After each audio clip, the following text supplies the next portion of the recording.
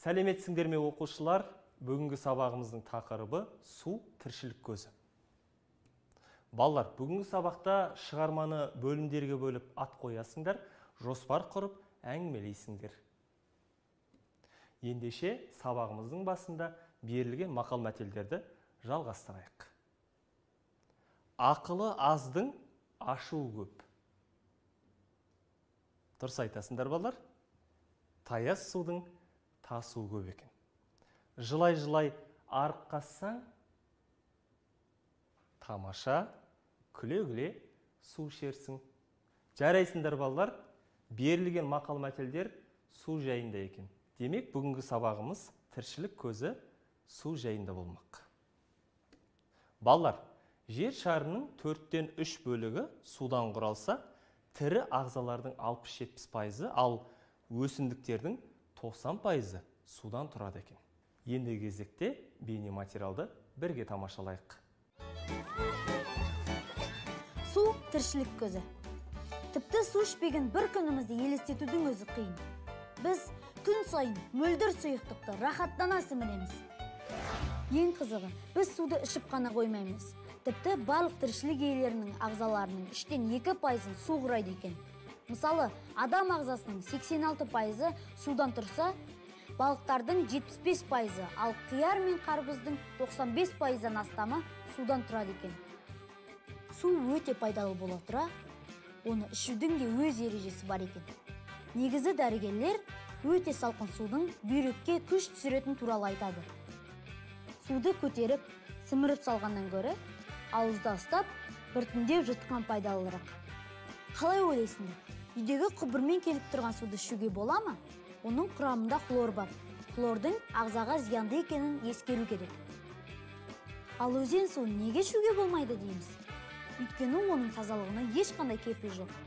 Лас суды ішіп, ауырып қалуымыз әбден мүмкін. Таза су жанның рахаты ғой шіркін. Тек дұрысырақ пайдалансақ абзал болар еді. Енді кезекте балалар Ақбас торғай ертегісін бөлімдерге бөліп ат қойып оқиық.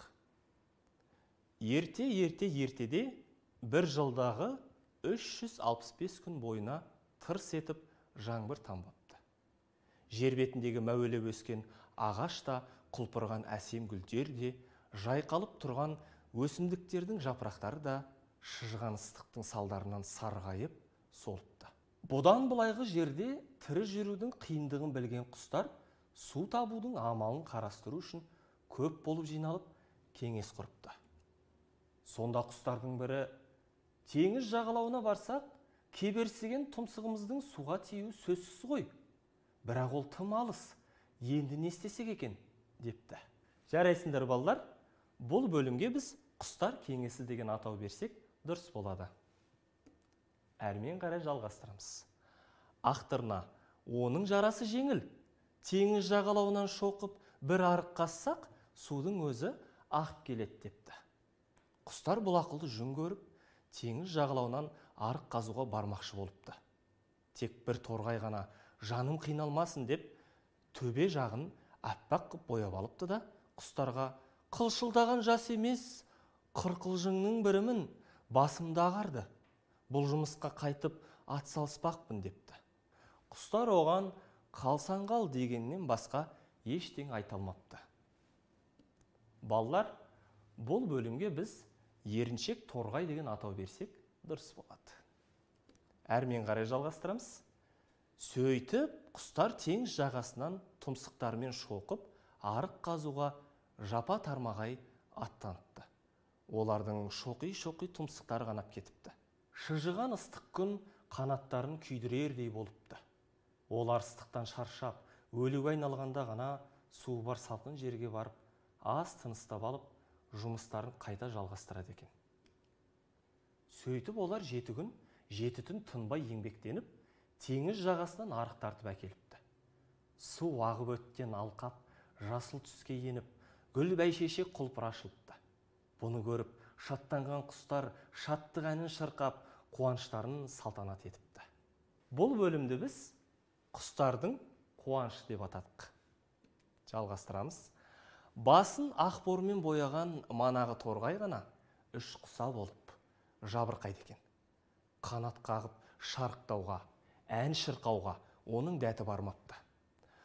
Басқалар мазақтап күлеме деп басында көтере алмапты. Қанша жуып арпалысса да басындағы ақ борды кетіре алмапты. Сондықтан жұрт оны қазірге дейін Ақбас торғай деп атайды екен. Бабалар сөзі 100 томдық. Жарайсыңдар балалар. Балалар, бұл бөлімді біз Ақбас торғайдың өкініші деп атадық. Енді кезекте балалар, ертегінің түрлерімен танысайық. Ертегі хикаялық ертегілер, батырлық ертегілер, тұрмыс салт ертегілері, қиял-ғажайып ертегілері, жануарлар туралы ертегілер және сатиралық ертегілер болып бөлінеді екен. Енді кезекте менде мынадай бір сұрақ. Берілген ертегі қай ертегінің түріне жатады екен? Қанеке ойланайық? Жарайсыңдар балалар, бұл жануарлар туралы ертегі екен. Әрмен қарай жалғастырамыз. Ертегі мазмұнына сүйеніп, жоспарын құрыңдар және әңгімелеңдер. Ал ойланайық. Жарайсыңдар балалар. Берілген кіріспені мен судан саған құстар кеңесі деп атадым. Ал негізгі бөлімді ақтырнаның тапқырлығы және торғайдың жалқаулығы деп атадым. Және қорытынды бөлімді торғайдың Ақбас торғай атануы деп атадым балалар. Ал балалар, жоспарымызды құрып болсақ, енді әңгімелейік. Ертеде бір бейтаныс бір өлкеде бір жыл бойы жаңбыр жаумаған екен. Суға әбден шөлдеген, судың қадірін әбден түсінген құстар осы мәселені шешу үшін кеңес құрыпты. Сол кеңесте ақтырна бұл мәселені оңай шешуге болатынын айтты. Ол жақын маңда орналасқан теңізден арық қазып, суды бері қарай тартып әкелуді ұсынды. Құстар бір ауыздан ақтырнамен келісіп, сол маңға қарай аттанып кетті. Тек бір ғана торғай қалып қалыпты. Ол басын аққа бояп алып, мен қартайдым, менің қолымнан келмейді деп өтірік айтып, бармаудың амалын жасайды. Құстар теңіз маңайына жетті, күн ыстық, олар арық қазуда. Және де арықты қазған сайын тұмсықтар қанап, шөлдеп, әбден қажыды. Кейін олар жақын маңда орналасқан сулы жерден су ішіп тынығып алады, әрмен қарай жалғастырады. Құстар 7 күн, 7 түн қазып, ақыр аяғы өздерінің мекендеріне теңіздің суын жеткізеді. Олар мәз-мейрам болып шаттанады. Тек әлгі жалқау торғай өзіне өзі алып, не істерін білмей дал болыпты. Басындағы ақтақты қанша кетірем десе де кетпепті.